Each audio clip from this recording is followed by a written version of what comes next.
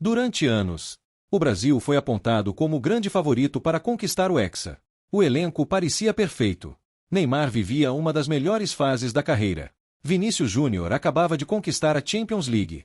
Casemiro era considerado um dos melhores volantes do mundo. Alisson e Ederson eram dois dos melhores goleiros do planeta. No papel, talvez essa fosse a seleção brasileira mais completa desde 2002. Mas bastaram alguns minutos para o sonho acabar. A eliminação para a Croácia foi tão inesperada que, até hoje, muitos torcedores resumem tudo a um único lance. O contra-ataque. O gol de Petrovic. Os pênaltis. Mas será que o Brasil realmente perdeu o Hexa apenas naquele momento? Ou os erros começaram muito antes? A verdade é que aquela eliminação foi construída ao longo de meses. E entender isso muda completamente a forma como enxergamos aquela Copa do Mundo. Quando a Copa começou, o Brasil era tratado como o principal candidato ao título. As casas de apostas colocavam a seleção como favorita. Ex-jogadores, jornalistas e até adversários reconheciam a força daquele elenco. Tite havia trabalhado durante 6 anos. O grupo era experiente, mas também contava com uma nova geração extremamente talentosa. Neymar, Vinícius Júnior, Rodrigo, Richarlison, Paquetá, Casemiro, Militão, Marquinhos, Alisson. Era difícil encontrar uma posição realmente fraca. E a fase de grupos parecia confirmar tudo isso. O Brasil venceu a Sérvia. Venceu a Suíça. Mesmo perdendo para Camarões com um time reserva, a confiança continuava enorme. Nas oitavas de final, veio uma das melhores atuações da seleção nos últimos anos. 4 gols contra a Coreia do Sul ainda no primeiro tempo. Parecia que ninguém conseguiria parar aquele time. Mas havia um detalhe que quase ninguém percebeu. Enquanto o Brasil encantava com a bola, alguns problemas começavam a aparecer sem ela. E foi exatamente isso que a Croácia explorou. Quando as quartas de final começaram, quase todo mundo acreditava que o Brasil passaria pela Croácia. Afinal, os croatas já não tinham Modric no auge. Tinham um elenco mais limitado. E precisaram dos pênaltis para eliminar o Japão. Só que havia uma diferença enorme entre as duas equipes. A Croácia não precisava ser melhor. Ela só precisava manter o jogo vivo. Enquanto o Brasil atacava com muitos jogadores, os croatas aceitavam esperar. Cada posse de bola diminuía o ritmo da partida. Cada passe aumentava o nervosismo brasileiro.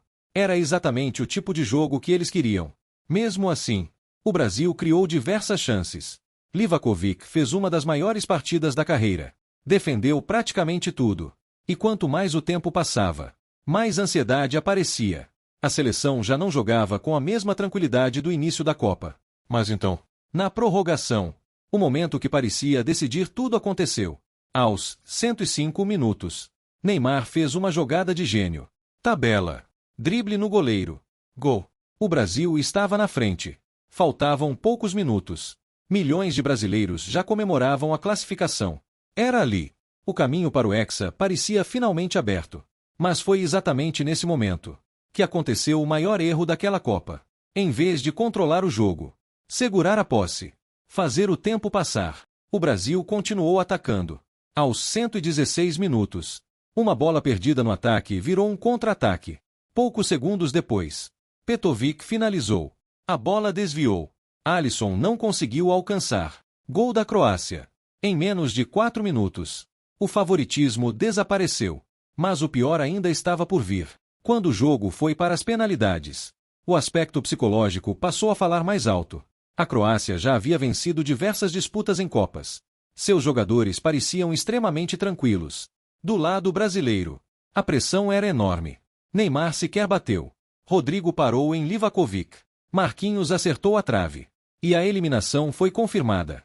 Naquele instante, o silêncio tomou conta do estádio. Jogadores caíram no gramado. Tite encerrava seu ciclo. E o sonho do Hexa era adiado mais uma vez.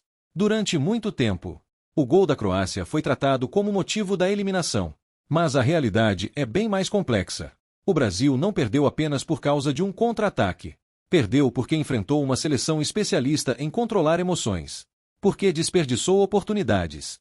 Porque não conseguiu administrar a vantagem nos minutos finais. E porque, em Copas do Mundo, um único detalhe pode apagar anos de preparação. Talvez a maior lição daquela derrota seja justamente essa. Não basta ter o elenco mais talentoso. Não basta ser o favorito para conquistar uma Copa do Mundo. É preciso saber jogar os momentos decisivos. E foi exatamente isso que separou Brasil e Croácia naquele dia. Agora eu quero saber a sua opinião. Na sua visão, qual foi o principal motivo da eliminação do Brasil? Foi o contra-ataque, as escolhas de Tite, os pênaltis ou outro fator? Escreva nos comentários. Afinal, o debate sobre o Hexa continua vivo.